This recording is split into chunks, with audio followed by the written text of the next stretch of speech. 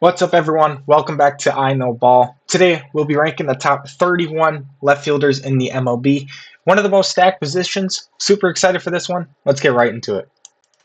Since this is the first time this has happened so far in the series, I will explain why I have projected left fielder for the Mets, Carson Benj, at number 31.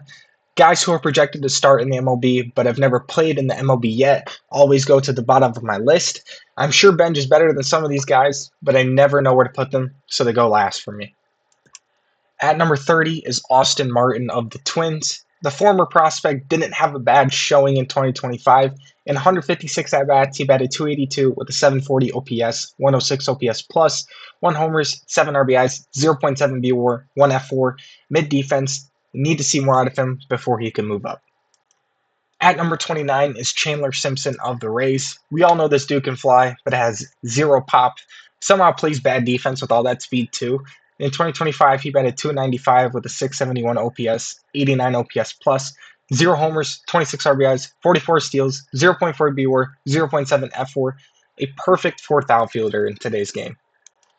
At number 28 is Blaze Alexander of the Diamondbacks. Not a bad year for Blaze. 230 average, 706 OPS, 95 OPS plus, 7 homers, 28 RBIs, 1.7 BWAR, 1.0 F4. Plays good defense, only 4 steals, and he's really fast, so he needs to swipe some more bags. Expect a good 2026 from him. At number 27 is Andrew Benintendi. Easily one of the worst contracts in the game right now. In 2025, he batted 240 with a 738 OPS, 104 OPS plus, 20 homers, 63 RBIs. Probably the worst defensive outfielder out of anyone. 1 B award, 0.2 F4. White Sox definitely wish they didn't have this contract. At number 26 is JJ Bleday, who just signed with the Reds. Massive fall off this past season. He went from a 120 OPS plus to a 92 OPS plus. So in a hitting ballpark, the Reds hope they can get that out of him. 212 average this past year with a 698 OPS, 92 OPS plus, 12 homers, 39 RBIs. Terrible defense, which might get better in Cincy. He probably will help the Reds push to the playoffs. At number 25 is Jake Bauers of the Brewers. This is who Fangraphs has out there. The hitting metrics are insane on Bauers. If he gets a good amount of at-bats and stays healthy, he could hit 20-plus home runs. In 2025, he batted 235 with a 752 OPS, 111 OPS plus, 7 homers, 28 RBIs, 0.6 BWAR, 0.8 F4. Just one of those random good Brewers. At number 24 is Lars Nootbaar of the Cardinals. Another guy the Cardinals should trade while he has some value. In 2025, he batted 234 with a 686 OPS, 95 OPS plus, 13 homers, 48 RBIs, 1.3 BWAR, 0.8 F4. Mid defense. Metrics look good though. Cardinals just need to tear it down. At number 23 is Jordan Beck of the Rockies. I think Beck is underrated personally. I remember watching him play the Pirates this past season, and I swear this dude is making Skeens look like a bum. In 2025, he batted 258 with a 732 OPS, 94 OPS plus, 16 homers, 53 RBIs, 19 steals. He did go 2 for 2 off Skeens with a walk and a 3-run home run, so I see the potential here. At number 22 is Jason Dominguez of the Yankees.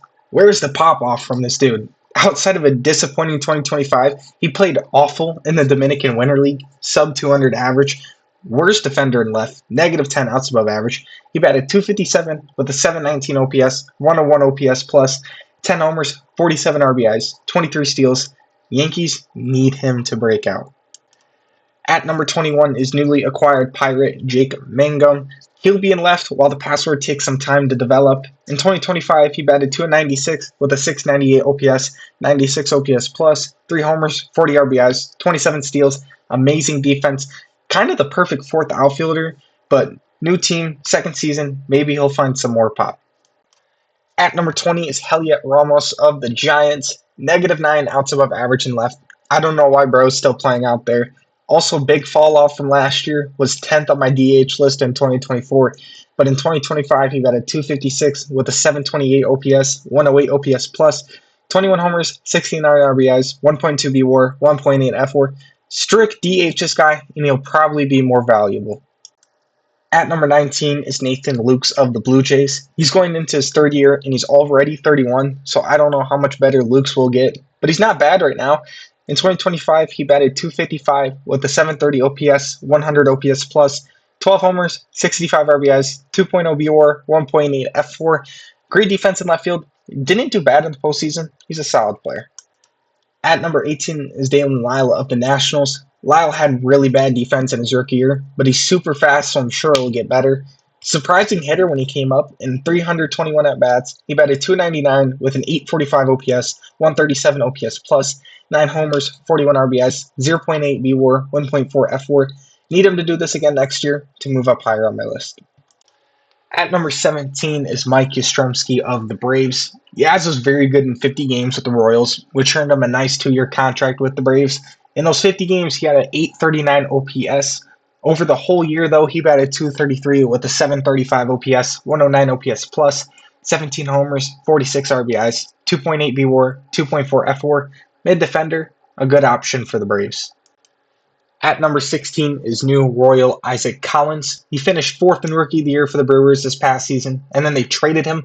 Kind of don't understand because he had a good year. 263 average, 779 OPS, 118 OPS plus, 9 homers, 54 RBIs, 16 steals, 2.1 BWAR, 2.6 FWAR. Good defense. Royals need some outfield help, so this is huge for them. At the halfway point is another Philly, Brandon Marsh. In 2025, he batted 280 with a 785 OPS, 114 OPS plus, 11 homers, 43 RBIs, 1.7 BWAR, 2.4 FWAR, mid defender in center and left.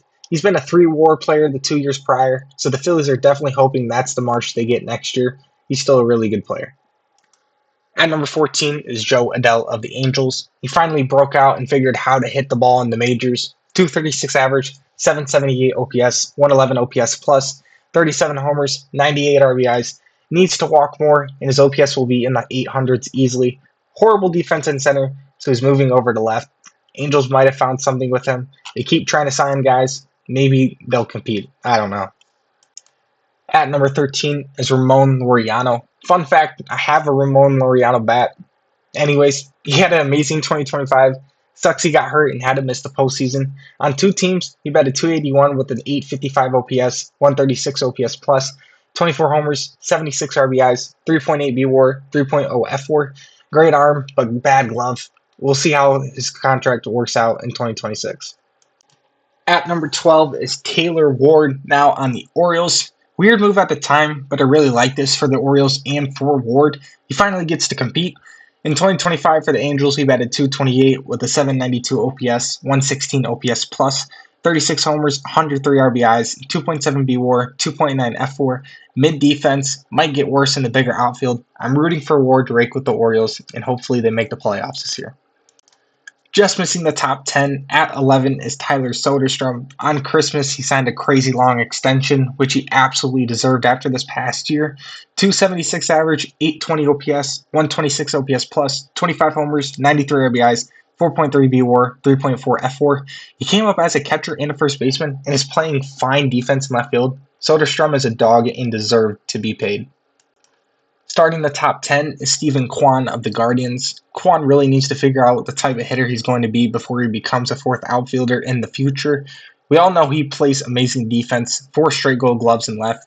In 2025, he batted 272 with a 705 OPS, 96 OPS plus, 11 homers, 56 RBIs, 21 steals, 3.7 BWAR, 3.2 FWAR. 2026 will tell a big story for Kwan. At number 9 is Red Sox future Roman Anthony. I'm not going to be super aggressive with ranking him. I'm not doubting Roman. I just need to see his first full season. But great rookie year. He batted 292 with an 859 OPS, 140 OPS plus, 8 homers, 32 RBIs, great defense, 3.1 BWAR, 2.7 FWAR. I have no doubt he'll be a great player. Just need to see the full season out of him. At number 8 is Ian Happ of the Cubs. Also 4th year in a row winning a gold glove. Might have not deserved it though this past season, but it's alright. Although he did bat 243 with a 762 OPS, 120 OPS plus, 23 homers, 79 RBIs, 4.0 BWAR, 2.8 FWAR. Happ is just a consistent guy for the Cubs, also 50 hits away from 1,000 career hits. At number 7 is Randy Arozarena. I'm taking a shot on Randy. He had a good season, but the WBC is happening, so you know that's going to turn him up. In 2025, he batted 238 with a 760 OPS, 119 OPS plus, 27 homers, 76 RBIs, 31 steals, 4.0 B WAR, 2.9 F WAR, bad defense. As a baseball fan, it's going to be fun watching him in the WBC. At number 6 is Andy Pages of the Dodgers. Dude had an awful postseason, but we can't let that shy away from his pretty good regular season. 272 average, 774 OPS, 114 OPS plus, 27 homers, 86 RBIs, snubbed up in an All-Star, 3.8 B WAR, 4.1 F WAR, amazing defender in all three outfield spots, 11 outs above average last year. Hopefully the postseason doesn't carry over for him. Starting the top 5 at number 5 is Riley Green of the Tigers. I've never seen a fan base hate on a really good player more than Tigers fans for Riley Green. I don't care if this guy struck out 200 times. He's a stud. He's your best hitter. 258 average, 806 OPS, 120 OPS plus, 36 homers, 111 RBIs, 2.2 B WAR, 2.9 F WAR, no arm, but average glove. Tigers fans need to stop crying. At number 4 is Kyle Stowers of the Marlins. Highest jump out of any of my list. 29 last year, all the way to 4. I wish he had his full season because he was amazing with 400 at bats. 288 average, 912 OPS, 149 OPS plus, 25 homers, 73 RBIs. Defense don't matter when you hit like that. 3.6 B WAR, 4 F WAR. Give me a full year of him. He mashes. At number 3 is current free agent Cody Bellinger. Bellinger could realistically be signed for any 3 outfield spots, but this is where he played most last year. 7 outs above average last season. He batted 272 with an 813 OPS, 125 OPS plus, 29 homers, 98 RBIs, 5.1 B WAR, 4.9 F WAR. I don't know why, but I want him to go back to LA. They could use him, and he's going to get a bag. At number 2 is Yordan Alvarez of the Astros. This guy should be a DH, but Fangraphs has him out there. He missed a lot of time in 2025, only playing 48 games. We all know how elite of a hitter Yordan is. He has a career 163 OPS plus, had only 6 homers and 27 RBIs this past season. Yordan will be fine if he plays. He's going to rake. And at the number 1 spot for the Texas Rangers is Wyatt Langford, who's moving up 10 spots from last year.